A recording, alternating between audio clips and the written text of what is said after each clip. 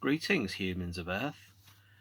Today is the 50th episode of the Notcast, and it is the 26th of January 2021.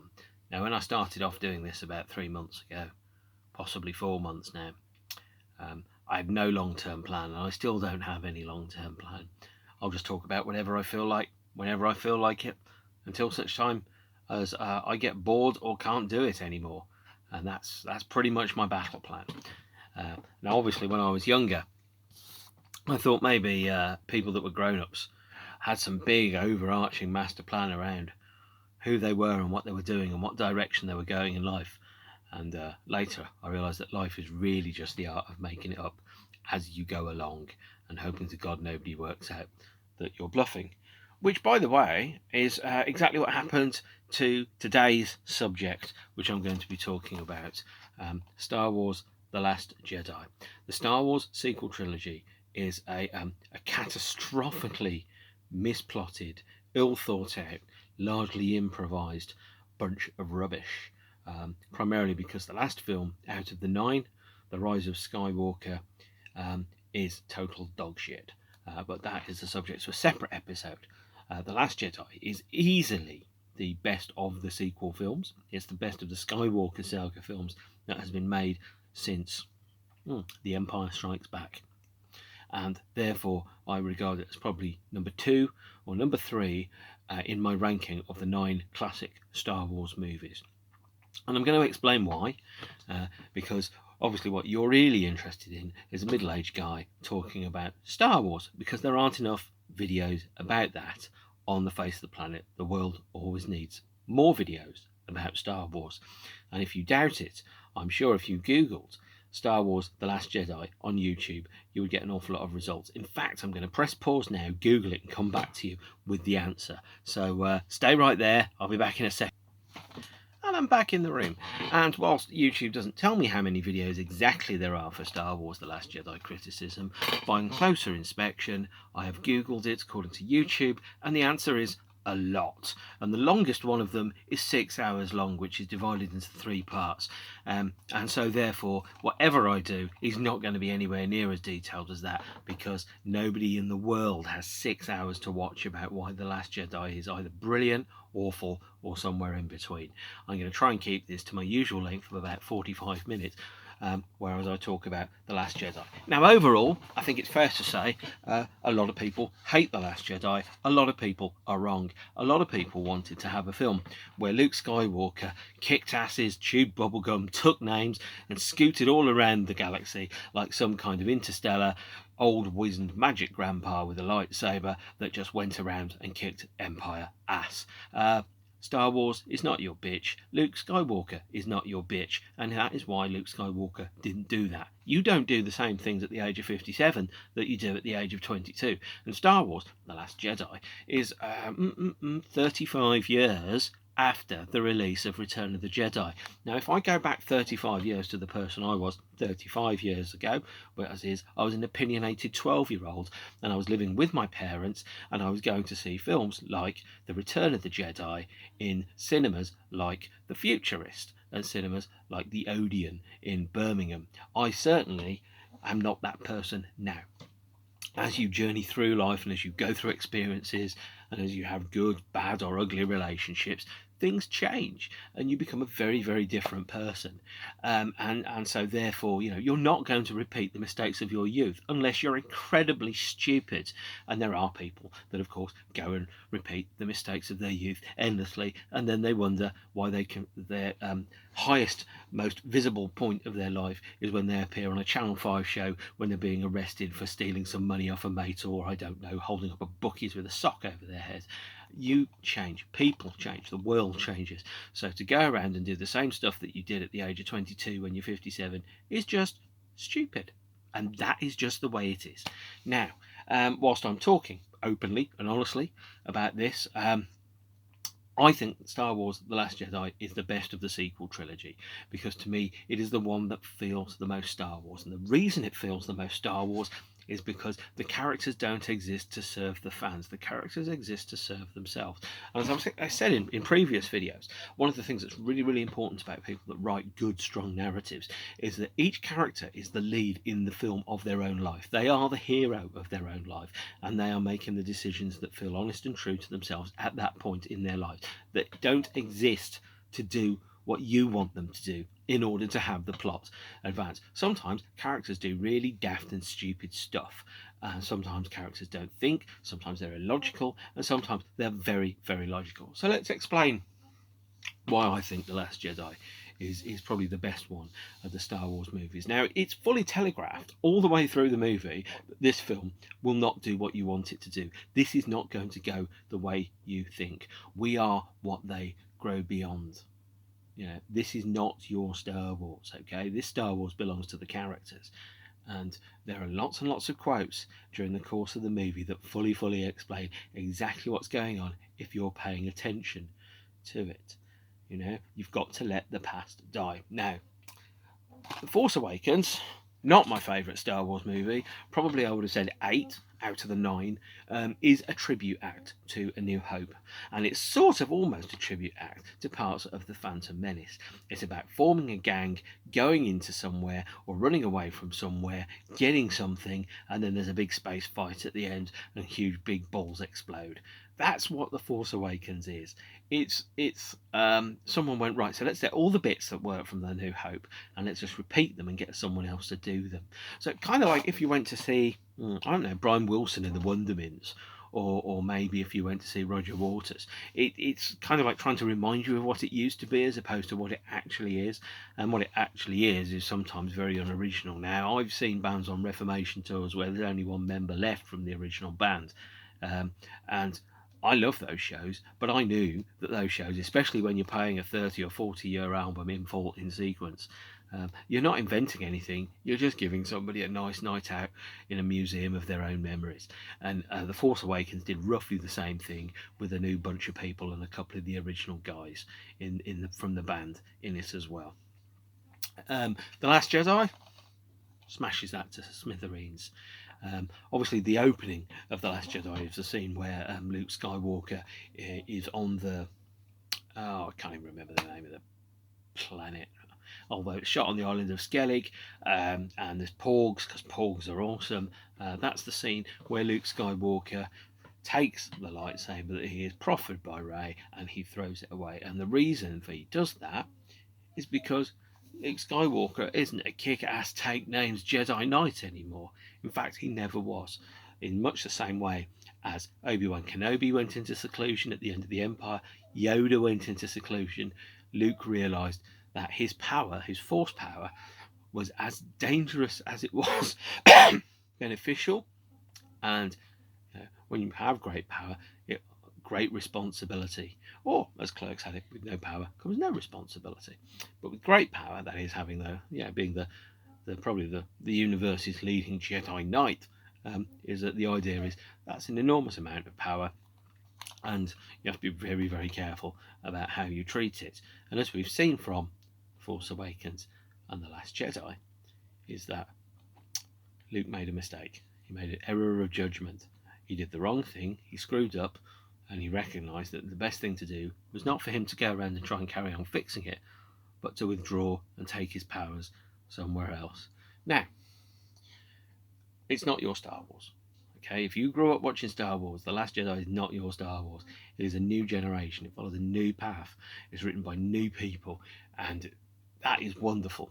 Because as I've said before, the characters are themselves. They don't exist to progress your plot desires. You aren't going to get a lightsaber fight between Luke and the bad guys at the end. But you do, but you don't.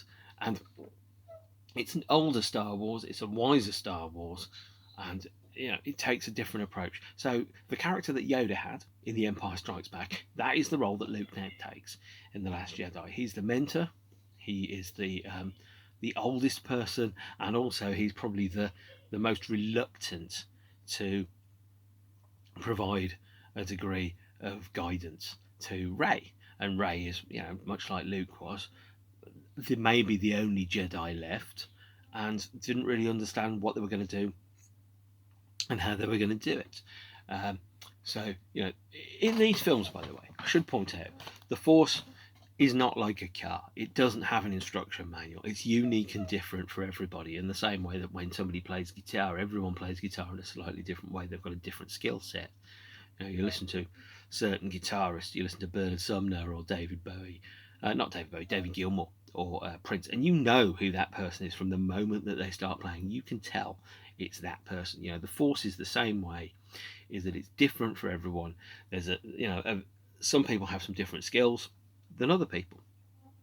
Kylo Ren has the ability to stop, blaster fire in midair. Luke has the ability to move objects, and he's also got the ability to use teleportation and projection to make him look as if he's there when he actually isn't. And it's all around a different set of skills.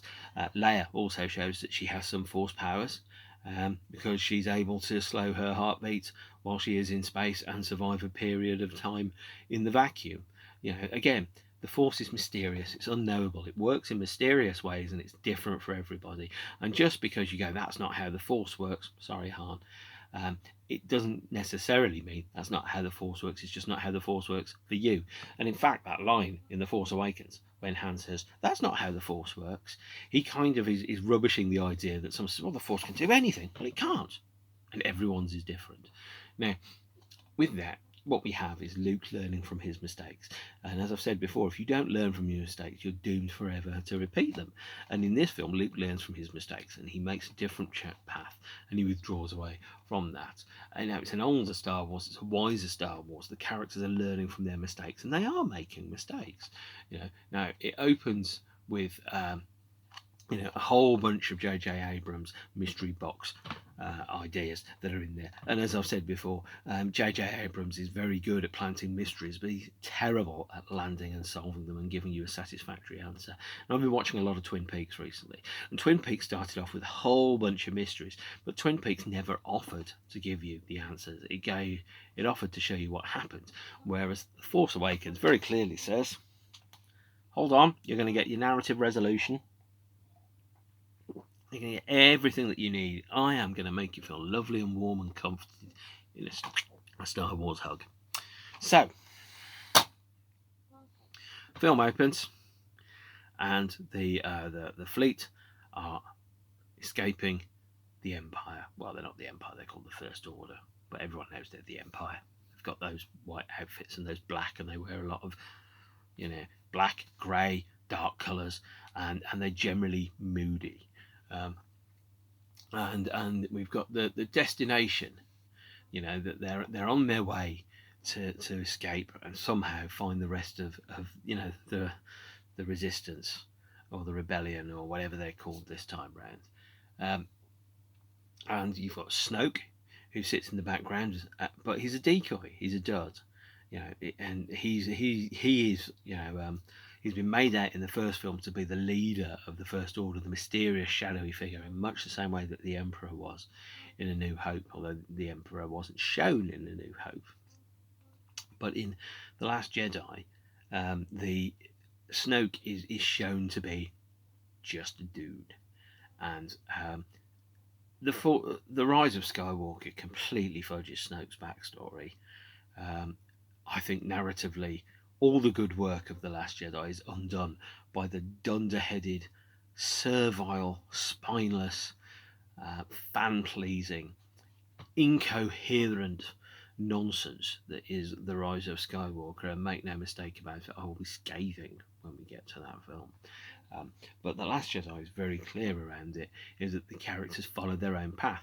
Okay, so Poe is an idiot. We know Poe's an idiot, and also Poe's approach to absolutely everything is, if he's ever given a problem, his answer to it is to bomb it, or destroy it, or fire at it, or shoot it with something until it disappears.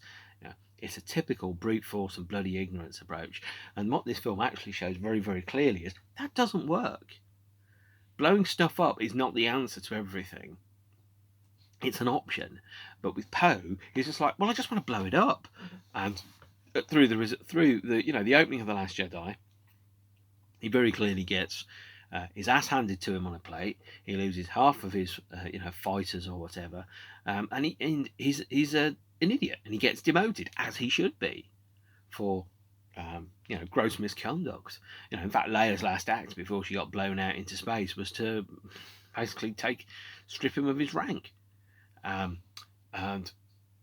the destruction of Hosnian Prime in the in Force Awakens, really, because I think that was like the replacement for Coruscant, shows that we really should be dealing with the Wild West here. We should be dealing with a lawless place where not quite anarchy, but certainly a certain sense of lawlessness exist across the whole of the galaxy.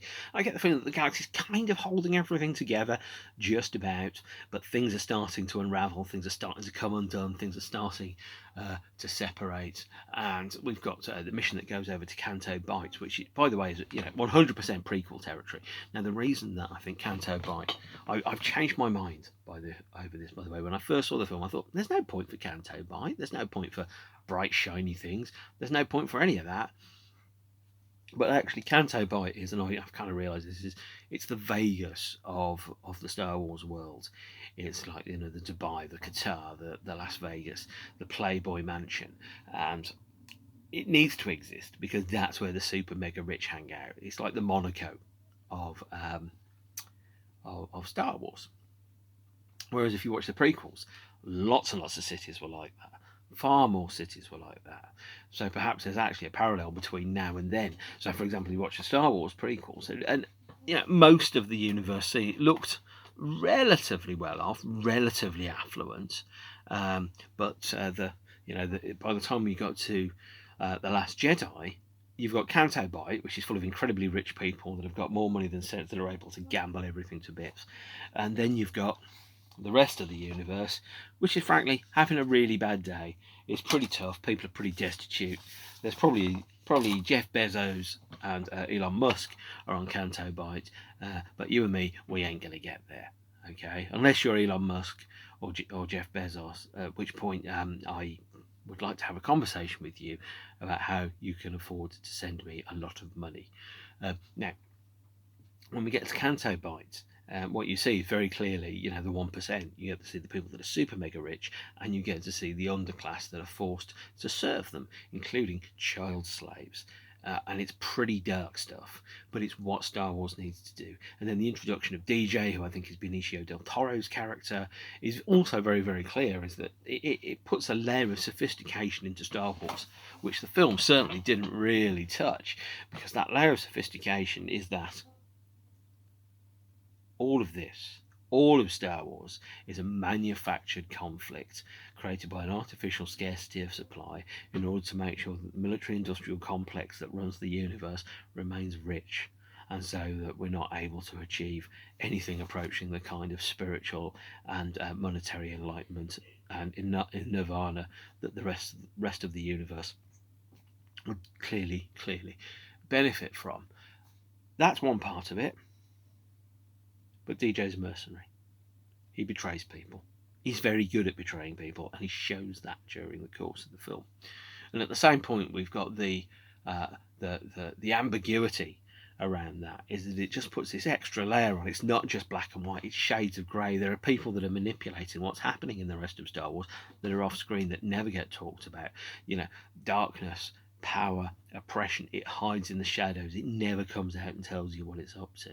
It's like staring at a black hole until somebody points out what a black hole looks like. You don't even know it's there. That's just another dark bit of space. And this is what we've got with Star Wars. And the idea is, and it puts the idea in, actually everybody in Star Wars is a pawn of a wider set of people that are manufacturing conflicts in order to create for themselves a period of hyper richness beyond all possible measure. And you kind of see a tiny fraction of that in Canto Bight. Now, when we get to that, none of the characters in this film come out at the end of the film particularly, none of them have changed dramatically. Poe is still an asshat. Finn is still sketchy. Rey is formed, and she's been expanded upon, but she's in a very different place. But really, Luke is the only one that's changed throughout from the Return of the Jedi through to the Force Awakens. And we have the death of Snoke. Don't get pissy at me about spoilers. The film's been out for over 3 years. If you haven't watched it by now, it's on you. Okay? And also, if you spent 20 minutes watching a video about The Last Jedi and you haven't seen the film, please watch the film. Okay? Because this is not designed for a beginner that knows nothing about it. This is not like one of those audio books that came on a cassette that was narrated by, I don't know, some washed up actor, or E.T. being narrated by Michael Jackson on cassette tape, the story of E.T. This is not one of those. Okay? You watch the film. But when you get to that point in The Last Jedi, when it comes to the end and you kind of realise how big these stakes have got, we've got, there's questions around, well, why doesn't the Empire just blow them out of the sky? I'm sure there's a reason for it. Why don't they, skirt off and force jump? Because they're being tracked. And in fact, when you watch Rogue One, there is discussion around around ship tracking technology, around cloaking, around all that stuff. It's in there. Just pay attention to what's going on around you, and you've got the showdown in the Red Room with Snoke, Kylo Ren, and Rey, and I loved it when I saw that, and I just thought, this is brilliant, absolutely brilliant. And I'm going to quickly point out, the art of The Last Jedi. This is the hardback edition. This is the dust jacket for it. The Red Room is gorgeous, and it is exactly what the film needed to do, because the idea was that Snoke had been set up as pretty much being the bad guy of The Last Jedi, and what this film did, and as they said in the film, this is not going to go the way you think. Let the past die.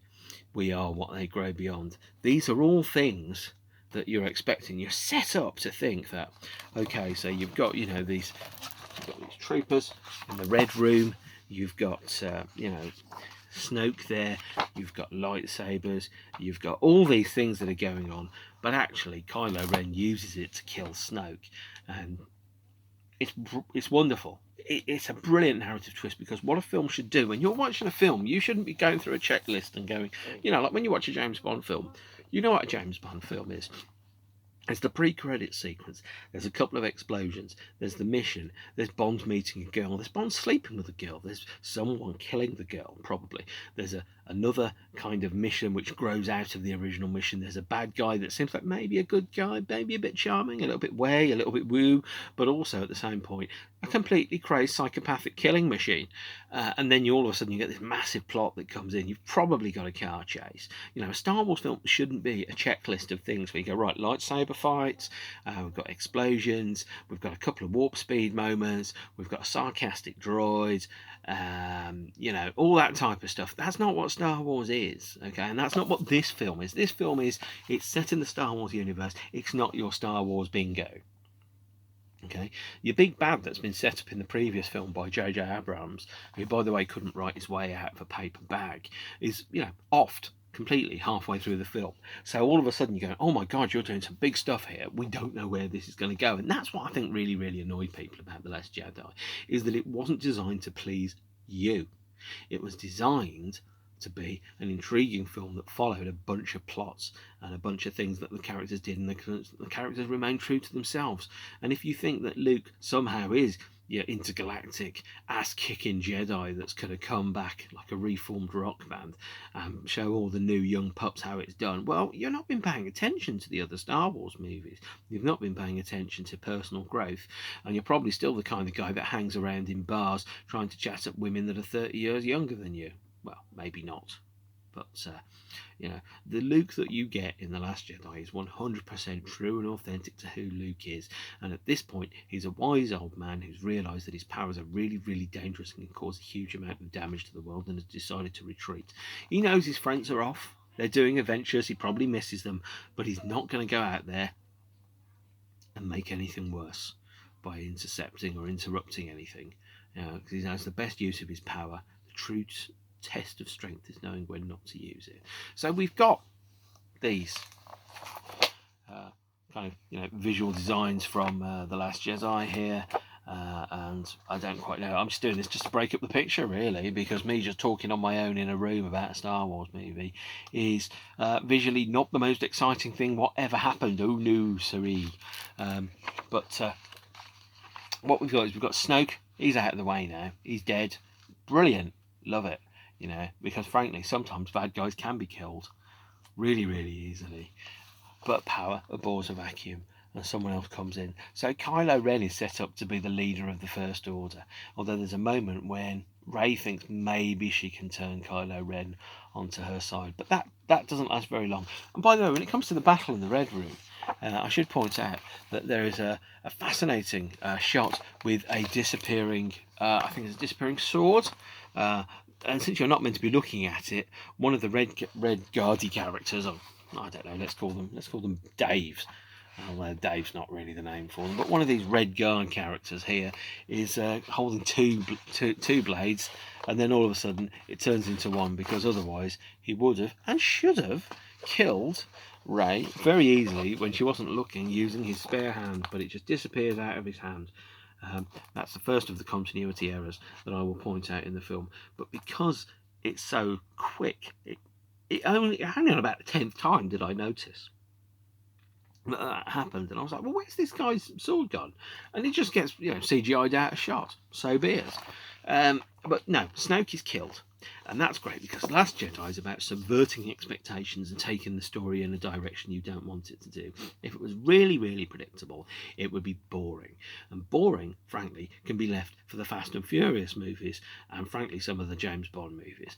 I don't want boring with Star Wars. I want brilliant, and that is what we got with The Last Jedi. So Snoke's been out. Kylo Ren is the bad guy. He's the leader of the First Order, and we've got a whole bunch of stuff that's going on.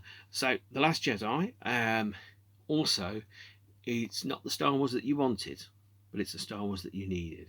And it sprung all of the traps, so all of the mysteries and all of the boxes that just went, no, half of these mysteries we don't need. Snoke, big bad, he's gone. Okay, the idea that somehow Rey has to be a Skywalker, and this series of movies is actually about the magical, mystical adventures of the Jedi family called Skywalkers throughout history, that's been thrown in the bin too, despite what happens in The Rise of Skywalker. Poe has been shown to be, frankly, a bit of an idiot whose approach to absolutely anything is to fire lasers at it until it explodes. And it's just a much better film. So there's a number of firsts in The Last Jedi, by the way. It's got the first ever time that Imperial armor actually deflects a laser blast, which is about, I think, 1 hour 53 minutes in. It's got the first swear words in, because I think Finn calls someone a murdering bastard for the first time. I think it's got the first substantial flashback, not just a shot here or there, by the way, but a substantial flashback of meat that allows the story to be told in a better way, and it's also it's got an important character death in it, which I haven't touched upon, which I'm going to touch upon. Which we've got the Battle of Crate at the end of the film, and we've got Luke Skywalker turning up at the Battle of Crate to fight Kylo Ren. Now, if you watch Luke Skywalker, by the way, at Crate, it's all there for you. All the hints and all the tips are there. You never hear his shoes on the floor. You never see his footsteps. There's never physical contact between him and Kylo Ren. There's no lightsaber fight. He never strikes back. He just talks. And also, by the way, Luke looks a little bit younger in that Battle of Crate than he does when he's on the Porg planet, which I'm going to call Skellig because it is. This Porg planet is where Luke dies. Now, Luke's death is canon, and not only is it canon, it's fully canon in so much as the power to use the Force to project yourself to appear in a place where you are not is in one of the Jedi guidebooks that has been published, Ryan Johnson even pointed it out on Twitter by pointing to the exact line where it said that was a power that can be used rarely by advanced Jedi. So it's 100% accurate. And it ties in with Obi-Wan's death in A New Hope, which is that a Jedi who knows that his time is coming to a close sacrifices themselves to allow their friends to escape and carry on the story. It's exactly the same kind of death as we've got in A New Hope, where Darth Vader strikes down Obi-Wan, but it's also that same kind of almost peaceful, graceful exit to the next level of existence. Sorry, ladies and gentlemen, that was an actual cough. It wasn't a meaningful cough. It was just an actual, genuine bloke who hasn't drunk for a bit and talked a lot cough. So Luke's death is completely the right thing for his characters to do. It ties in with the paths that we've seen from Qui-Gon, from Obi-Wan, from Yoda, from pretty much all of the Jedi in Revenge of the Sith, is that they die in pursuit of a noble cause to help their friends. And as the statue at Springfield says, a noble cause embiggens the smallest soul. And so that is exactly how Luke goes out. Not as a character from The Simpsons, but he does so because he knows that will buy his friends time to escape, and it will support.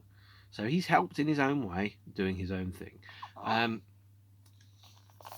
Thankfully, The Last Jedi takes the narrative misfires of The Force Awakens and chucks them in the bin. So he goes, right, the magical Skywalker family, I'm just going to move that, send that to trash. Take the mystical bad guy Snoke, Force, send that to trash. Boom, delete, empty trash bin, and now you've actually got a Star Wars film that's full of potential, even right down to the ending of The Last Jedi. So the last shot of The Last Jedi is one of the child slaves on Canto Bight reaching out for, I think it's a stick, which they're going to use as a lightsaber. And they're kind of doing that Force grasp, and you can see the stick wiggle a little bit, and you go, right, the future and the hope lies in the children. And the Force isn't part of a magical, mystical bloodline, because all you have to do really is just to find out everyone who's got that bloodline and kill them all. The Force is something that's more tangible, more random. It's like a skill set that you have, in the way that, as I've said, some people can play guitar and some people can't play guitar. I can't play guitar. It's just a skill which some people have and some people don't, and some people don't know they have it until they actually need it. So the approach that Poe has, which is bomb everything that you can, The Last Jedi takes that approach and it liberates the narrative, and it closes off the film at a point where there's a huge narrative reach and scope. The little boxes, the mystery boxes, which JJ has tried to shove Star Wars into to make it a smaller, less exciting, less innovative world, have been jettisoned. Although sadly it will all go terribly wrong with the next movie. But we've got a story that follows a path that goes directly all the way through.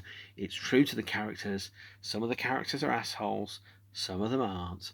Holdo does the thing that she absolutely needs to do. And by the way, when someone says, why haven't you done this before in a movie? Why haven't you used, the light speed to go and ram yourself into another ship?